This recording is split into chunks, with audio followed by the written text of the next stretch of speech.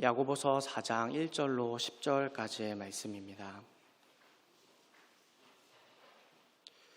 한 절씩 교독하여 읽고 우리 마지막 절은 함께 합독하여 읽겠습니다. 너희 중에 싸움이 어디로부터 다툼이 어디로부터 나느냐? 너희 지체 중에서 싸우는 정욕으로부터 나는 것이 아니냐? 너희는 욕심을 내어도 얻지 못하여 살인하며 시기하여도 능히 취하지 못함으로 다투고 싸우는도다. 너희가 얻지 못함은 구하지 아니하기 때문이요 구하여도 받지 못함은 정욕으로 쓰려고 잘못 구하기 때문이라. 가늠한 여인들아, 세상과 벗된 것이 하나님과 원수됨을 알지 못하느냐? 그런즉 누구든지 세상과 벗이 되고자 하는 자는 스스로 하나님과 원수되는 것이니라.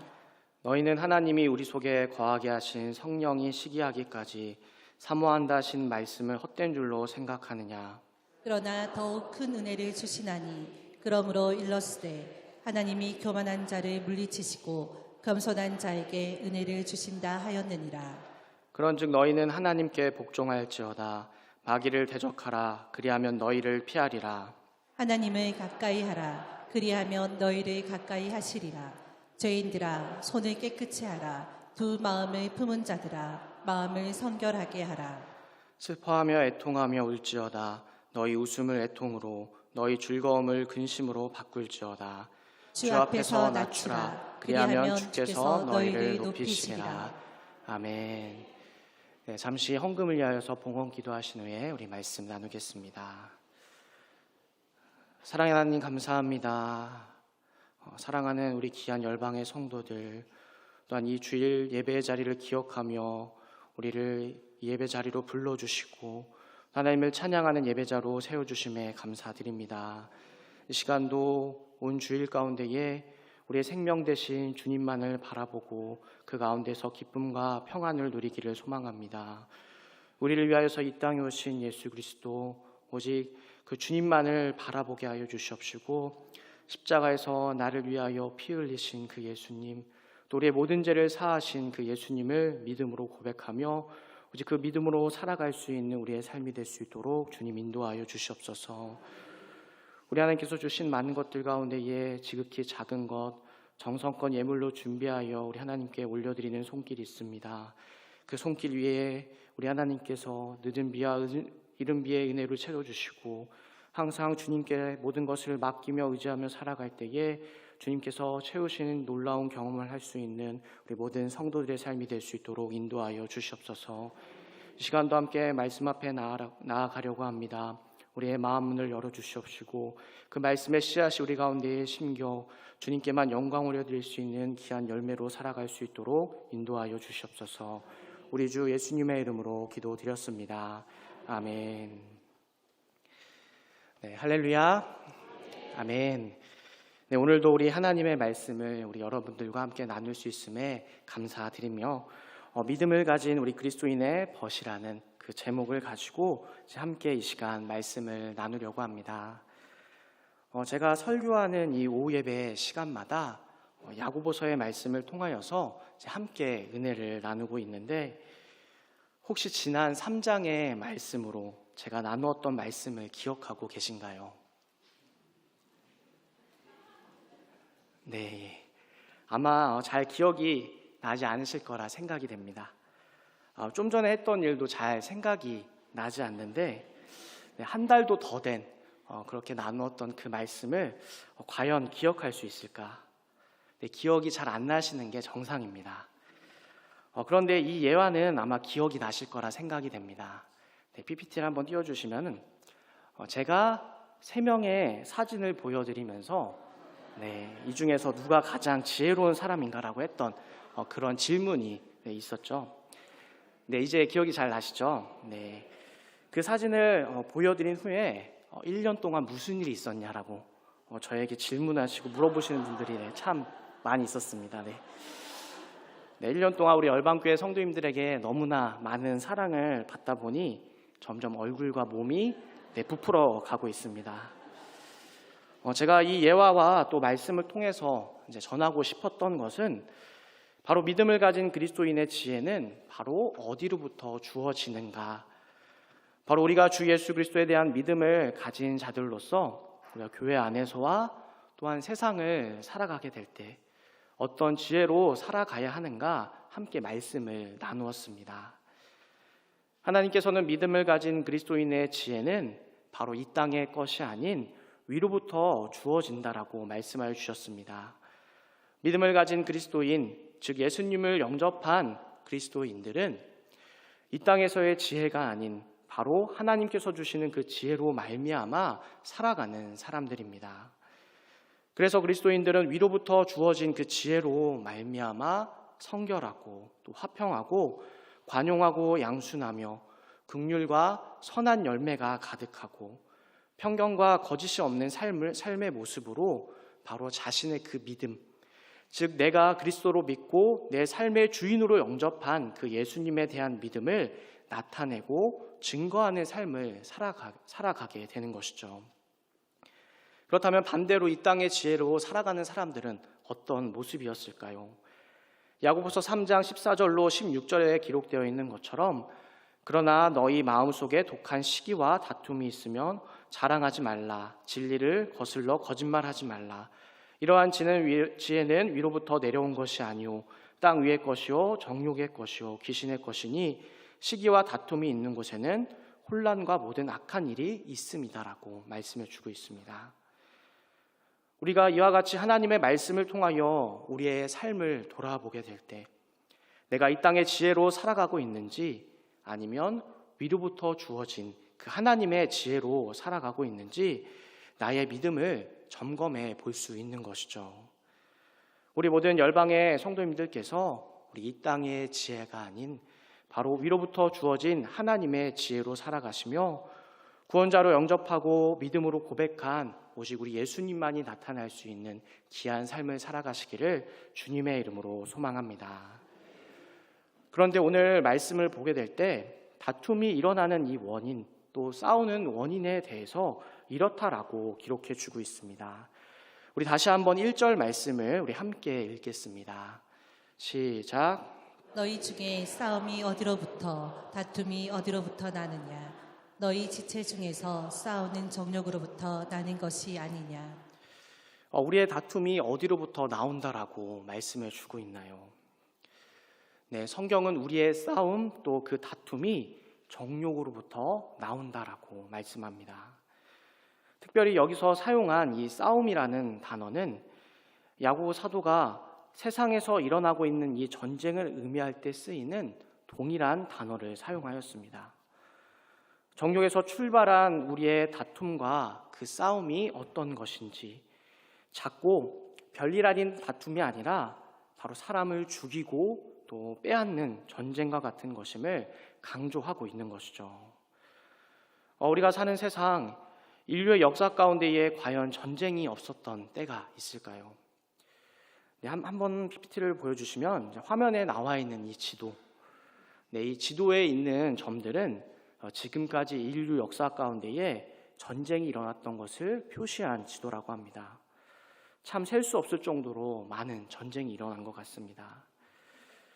인류의 역사를 전쟁의 역사라고 평가하는 그런 역사학자가 있을 만큼 인류 역사 가운데의 전쟁은 끊임없이 있었고 지금도 세계 곳곳에서는 전쟁이 진행 중에 있습니다.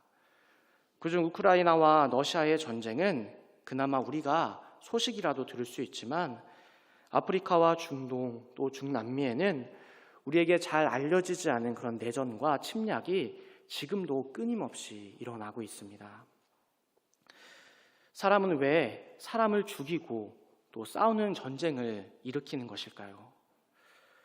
물론 사람과 사람 사이에서 일어나는 이 전쟁에는 다양한 이유들이 있을 것입니다. 국민과 영토를 지키기 위해서 또 때로는 종교 간의 갈등으로 인해서 아니면 다른 이념과 가치를 또 서로 지키기 위해서 그 밖에도 많은 이유들로 전쟁이 일어나게 되죠. 모든 싸움에는 대의적인 명분이 있는 것입니다. 그러나 안타까운 것은 그런 대의적인 명분 뒤에 꼭 정욕으로 출발한 어떤 욕심이 있다는 것이죠.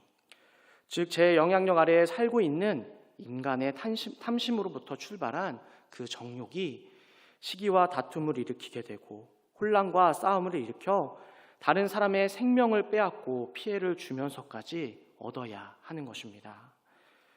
우리가 살아가는 세상을 돌아보면 어떤가요?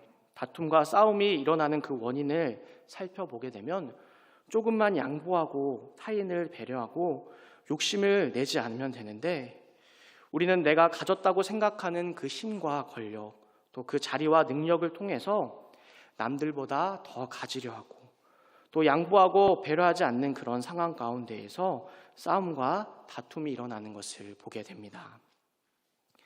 그런데 반대로 갈등의 상황 가운데서 다툼과 그 싸움이 어떻게 해결되게 되나요? 노사 간의 갈등으로 하던 일을 멈추고 싸우는 그들이 서로의 입장에서 한번 생각해보고 한 발씩 양보하게 될 때 다툼이 그 즉시 해결되게 됩니다. 같은 공동체 안에서 정욕이 아닌 바로 하나님의 말씀을 선택하여 믿음으로 살아가게 될 때 다툼이 사라지게 되는 것입니다.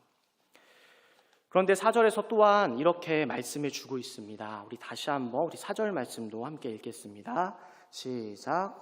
안님한 여인들아, 세상과 벗된 것이 하나님과 원수됨을 알지 못하느냐? 그런즉 누구든지 세상과 벗이 되고자 하는 자는 스스로 하나님과 원수되는 것이니라. 아멘. 이 말씀을 통해서 알 수 있는 것, 바로 다툼이 일어나는 궁극적인 원인은 세상과 벗이 되었기 때문입니다.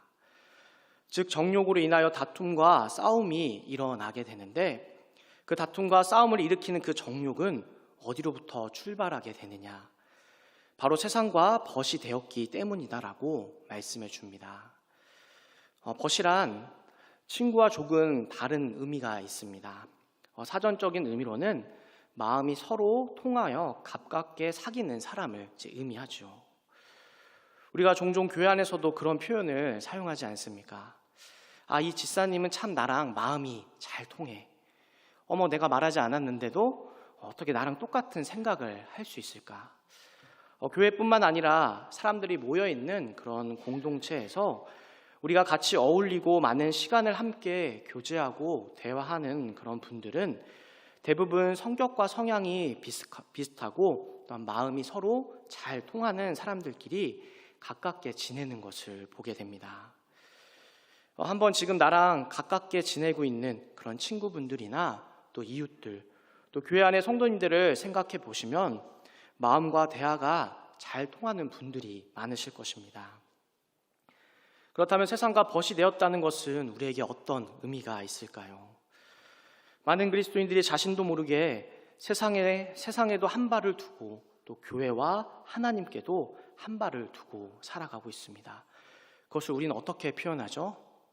양다리를 걸치고 살아간다라고 표현하고 있습니다.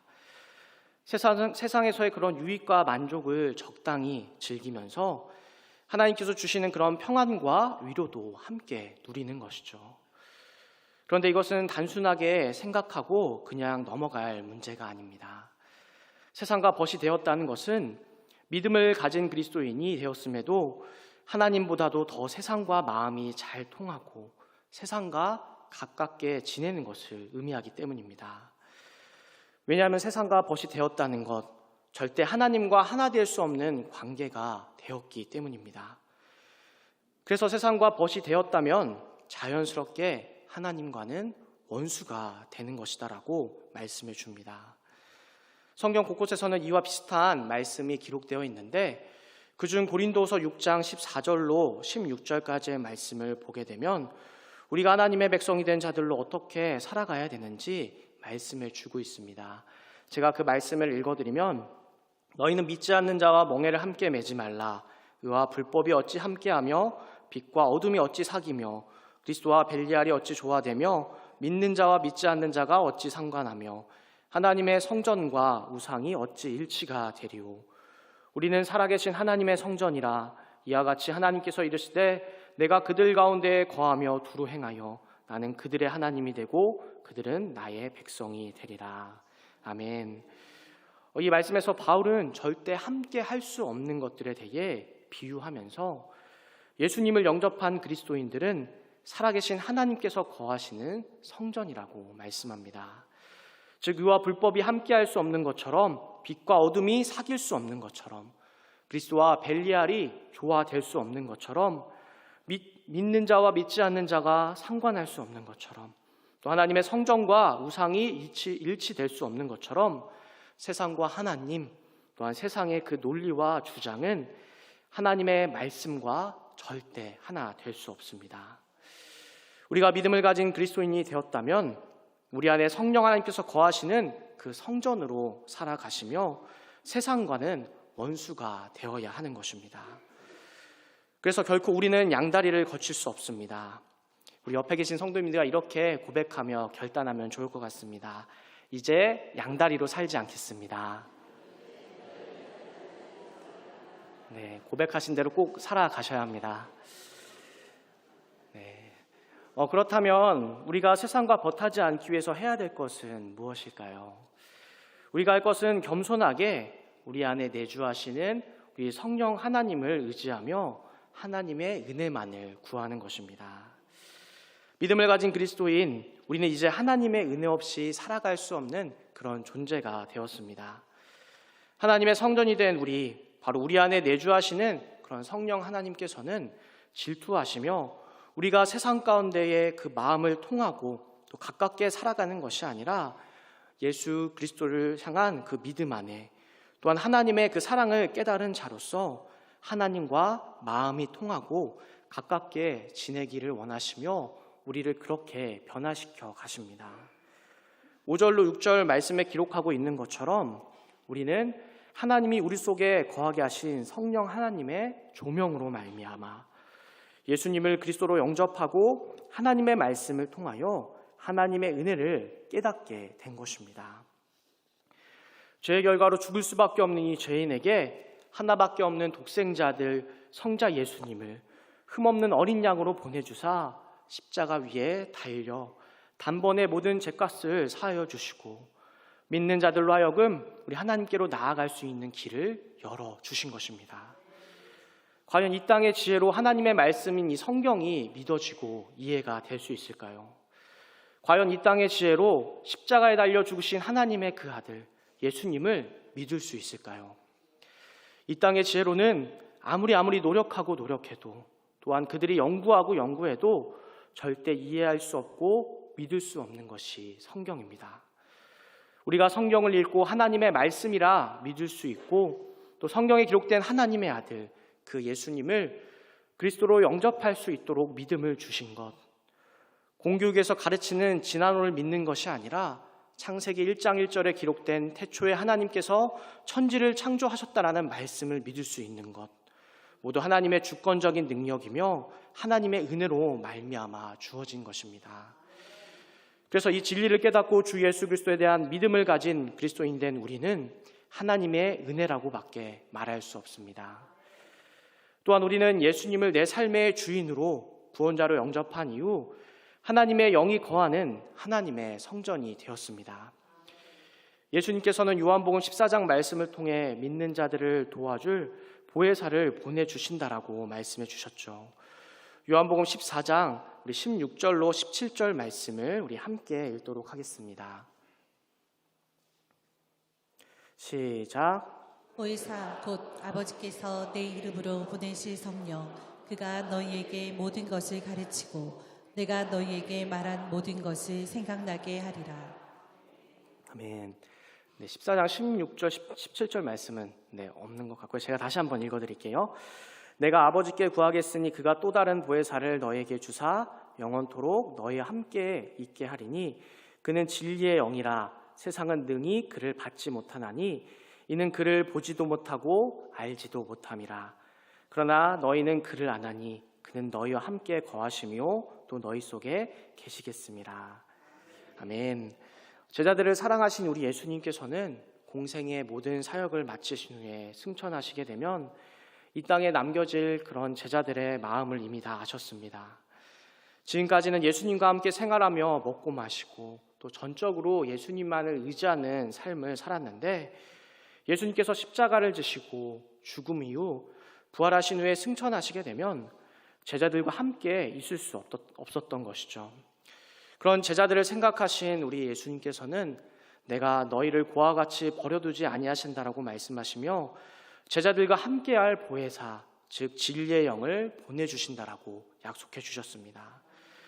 그래서 진리의 영이신 우리 성령 하나님께서는 주 예수 그리스도를 믿음으로 살아가는 모든 그리스도인들에게 말씀을 깨닫게 하여 주시고 또 그 말씀으로 살아갈 수 있는 힘과 능력 또한 더하여 주십니다. 우리 다시 한번 요한복음 14장 26절 말씀 우리 함께 읽겠습니다. 시작. 보혜사 곧 아버지께서 내 이름으로 보내실 성령 그가 너희에게 모든 것을 가르치고 내가 너희에게 말한 모든 것을 생각나게 하리라. 아멘. 또한 16장 13절로 14절 말씀에는 그러나 진리의 성령이 오시면 그가 너희를 모든 진리 가운데로 인도하시리니 그가 스스로 말하지 않고 오직 들은 것을 말하며 장래의 일을 너희에게 알리시리라. 그가 내 영광을 나타내니니 내 것을 가지고 너희에게 알리시겠습니다라고 말씀해 주고 있습니다. 그래서 우리는 성령 하나님을 통하여 깨닫게 된 놀라운 진리로 말미암아 하나님의 은혜를 고백하고 하나님의 말씀을 따라 살아갈 수 있도록 변화되어지는 것입니다. 우리 열방의 모든 성도님들은 이미 하나님의 은혜를 받으셨습니다. 그리고 진리의 영으로 말미암아 그 은혜를 깨달으신 줄 믿습니다. 하나님의 은혜를 받은 자로서 진리의 영으로 말미암아 하나님의 그 은혜를 깨달은 자로서 주 예수 그리스도에 대한 믿음을 가진 자의 합당한 모습만이 있으시기를 주님의 이름으로 축복합니다. 이제 우리는 하나님의 은혜로 변화받은 그리스도인의 모습으로 살아가야 합니다. 그 모습을 야고보 사도는 이렇게 표현해 주고 있습니다. 우리 4장 7절 말씀 우리 다시 한번 함께 읽겠습니다. 시작. 그런즉 너희는 하나님께 복종할지어다 마귀를 대적하라 그리하면 너희를 피하리라. 아멘. 하나님의 말씀을 통하여 은혜를 깨닫게 된 주 예수 그리스도에 대한 믿음을 가진 그리스도인은 하나님께 복종하여 마귀를 대적하는 것입니다. 우리는 마귀와 죄에 대해 적극적으로 대적해야 합니다.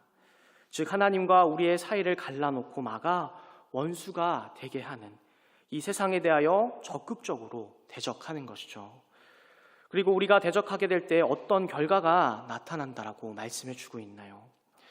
우리가 대적하면 너희를 피한다라고 말씀하고 있습니다. 이 말씀을 우리가 반대로 생각해 본다면 지금 마귀가 우리를 피하지 않는 것은 우리가 마귀와 죄, 또 세상의 것들을 대적하는 삶을 살지 않은 것을 의미하게 됩니다. 우리 성도님들은 하나님께 복종하여 세상을 대적하는 삶을 살고 계신가요? 세상과 대적하라고 해서 세상 사람들과 싸우고 또 우상을 파괴하고 우상을 섬기는 사찰 주변을 땅밟기 하는 것으로 이해하시는 분은 없으시겠죠. 앞서 우리는 이 땅의 지혜와 위로부터 주어지는 그 지혜에 대해서 나누었습니다. 그 지혜를 살펴볼 때에 위로부터 주어지는 그 지혜를 가지고 있는 사람은 즉 믿음을 가진 그리스도인은 교만과 거짓말, 시기와 다툼으로 혼란을 만드는 것이 아니라 바로 화평하고 관용하고 양순하며 긍휼과 선한 열매가 가득하고 편견과 거짓이 없이 화평하게 하는 자들로서 화평으로 심어 의의 열매를 거두는 사람이다라고 말씀하였습니다. 즉 우리는 예수님께서 확증하신 그 하나님의 사랑으로 말미암아 그 사랑을 전하며 십자가에서 죽으신 하나님과 우리의 사이를 막은 막힌 담을 허시고 화평하게 하신 것처럼 화평케 하는 자리에 우리가 있어야 하는 것이죠. 우리는 다른 것을 대적하는 것이 아니라 우리가 하나님 앞에 나가는 것에 대하여 방해하며 말씀대로 살아가지 못하도록 방해하는 모든 것을 대적하는 것입니다.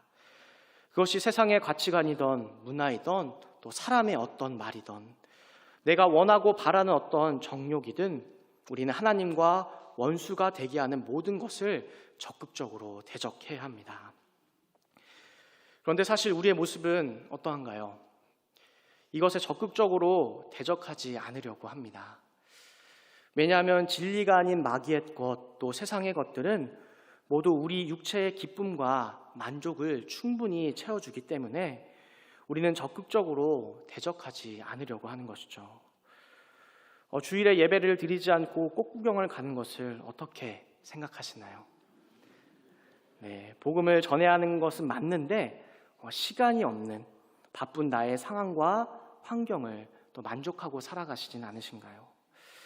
물질과 소유가 많아지면 그것이 꼭 나의 노력과 힘으로 한 것처럼 생각하여 하나님께서 원하시는 방향으로 흘려보내는 것이 아닌 나의 만족과 기쁨 또 욕심을 위하여 하나님의 그 이름을 빌려서 정당화하지는 않으신가요? 교회에 깊숙이 들어가면 많은 것을 알게 되어 힘들고 피곤하니까 선을 정해서 적당하게 참여하고 계시지는 않으신가요? 이 밖에도 우리는 세상의 것과 마귀가 주는 그 생각에 타협하여서 말씀보다도 더 열린 마음으로 받아들일 때가 많습니다. 즉 마귀와 세상, 정욕에 대적하지 않고 있는 것이죠. 그러나 주 예수에 대한 믿음을 가진 그리스도인은 예수님께서 말씀하시고 걸어가신 그 자기 부인의 삶을 잘 알고 있습니다. 그래서 교회와 그리스도인은 세상의 가치관으로 생각하고 말하고 행동하는 것이 아니라 우리 주님께서 말씀하시고 가르치시고 또한 살아가신 그 삶의 본을 따라 복종하며 살아내는 것입니다.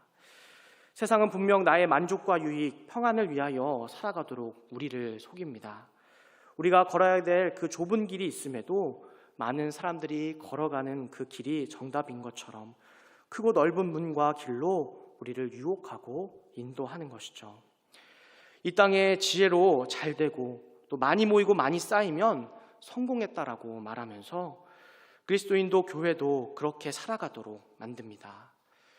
그러나 성령 하나님의 조명하심으로 하나님의 은혜를 깨달아 주님께서 말씀하시고 걸어가신 그 길, 우리 한 영혼을 천하보다도 귀하게 생각하신 그 주님의 삶을 우리가 기억하게 될 때 우리는 마귀와 세상의 것들에 대해 대적하게 될 줄 믿습니다. 우리 열방의 모든 성도님들, 마귀의 유혹과 세상의 모든 것들을 적극적으로 대적하여 마귀가 피하여 도망가는 우리 강한 그리스도의 군사들이 되시기를 주님의 이름으로 축복합니다. 다음으로 우리가 성령 하나님께서 깨닫게 하신 은혜로 말미암아 하나님의 말씀을 복종하여 마귀를 대적하였다라면 그 다음은 우리 하나님과 가까이 해야 합니다.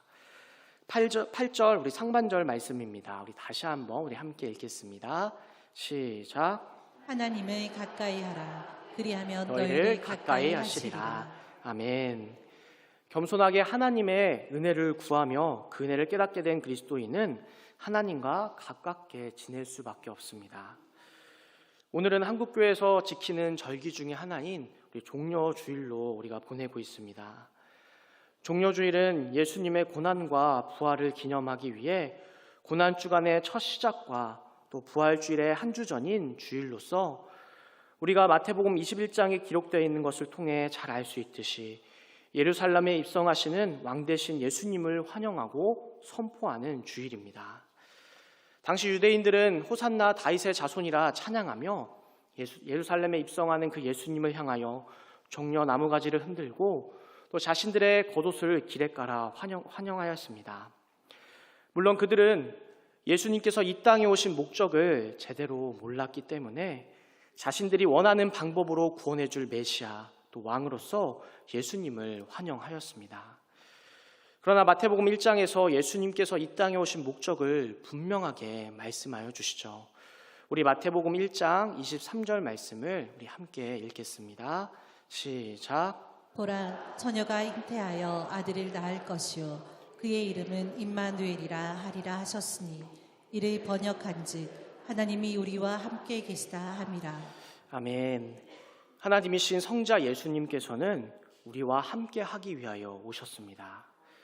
바로 오늘 말씀처럼 하나님과 가깝게 교제할 수 있는 친밀한 관계로 하나님과 우리 사이를 막고 있는 그 죄의 문제, 또 우리의 모든 죄값을 십자가 위에서 치르시고 구원하여 주시기 위하여 오신 것입니다.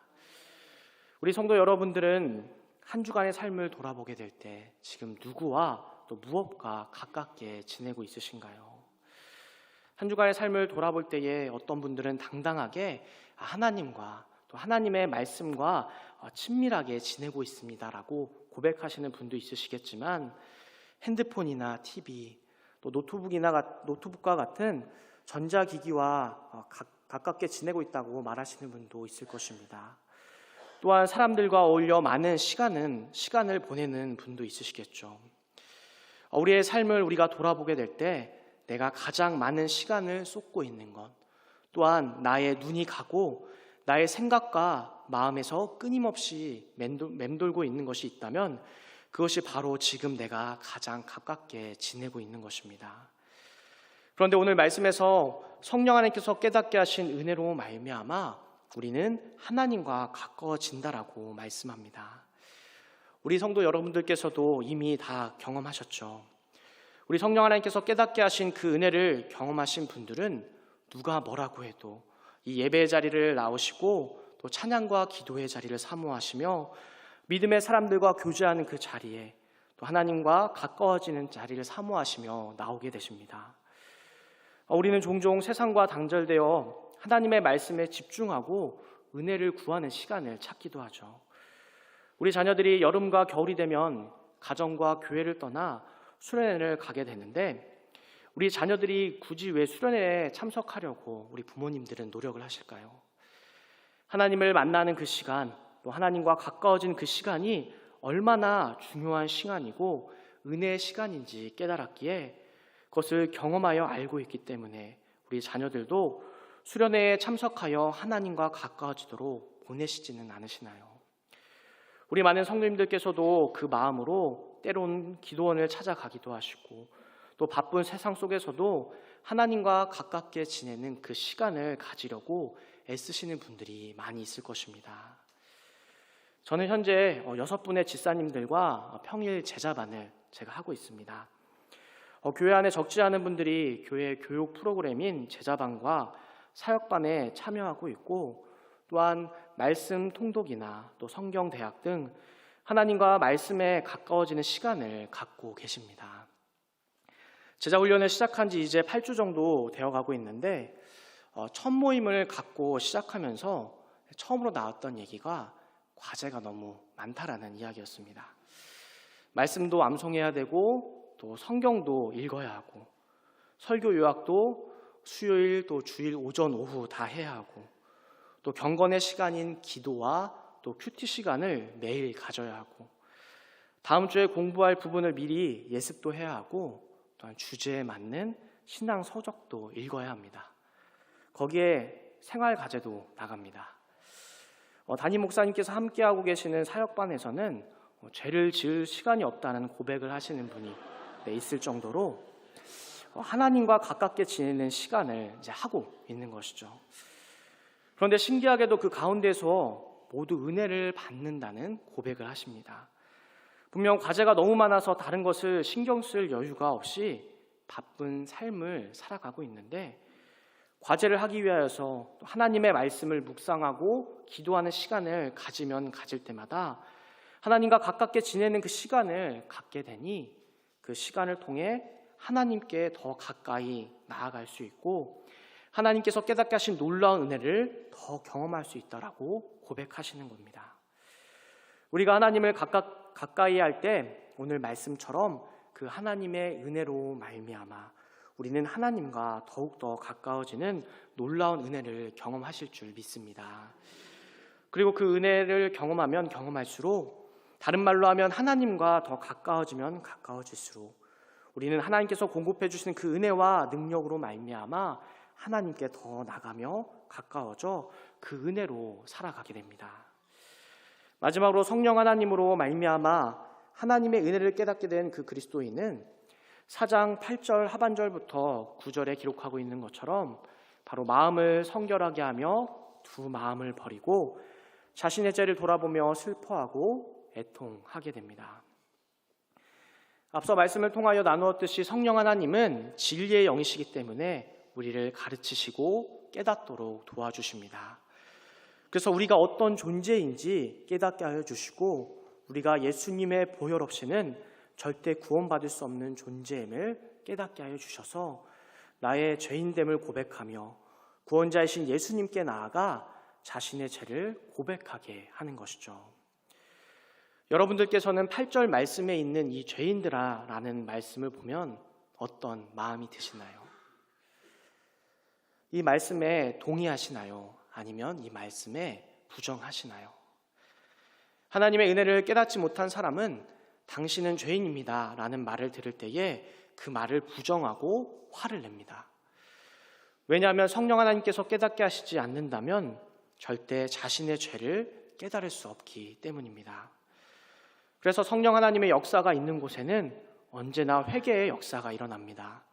하나님과 원수되어 세상과 가깝게 지내던 자신의 모습을 애통해하며 두 마음으로 살아갔던 우리의 모습들을 회개하고 성결케 하는 것이죠. 우리는 진리의 영으로 말미암아 우리 안에 있는 그 죄를 발견하고 죄의 값으로 죽을 수밖에 없는 죄인임을 깨닫게 되었습니다. 그리고 나아가 그 죄를 해결해 줄 수 있는 분, 바로 이 땅에 우리와 함께 하시기 위하여 오신 하나님이신 성자 예수님을 영접하고 그 이름을 믿는 자마다 멸망치 않고 영생을 얻을 수 있는 길이 있음을 믿음으로 회개하고 겸손하게 주님 앞에 나아가는 것입니다. 이제 말씀을 정리하면서 고난주간을 시작하며 또한 부활의 주님을 기다리는 이때에 우리가 해야 할 것은 무엇일까요? 하나님께서는 교만한 자를 물리치시고 겸손한 자에게 은혜를 주신다라고 말씀하셨습니다. 우리가 겸손하게 주님을 가까이 하는 삶을 살며 한 주간에 있을 특별 새벽성회에 나와 주님의 그 은혜를 구하게 될 때 성령 하나님의 역사하심으로 풍성한 은혜가 임할 줄 믿습니다. 그리하여 하나님과 원수가 되는 마귀와 세상을 대적하게 되고 하나님과 가까이 지내며 죄인임을 깨달아 두 마음 품고 있는 우리의 마음을 성결하게 하도록 회개의 영을 우리에게 더하여 주실 줄 믿습니다.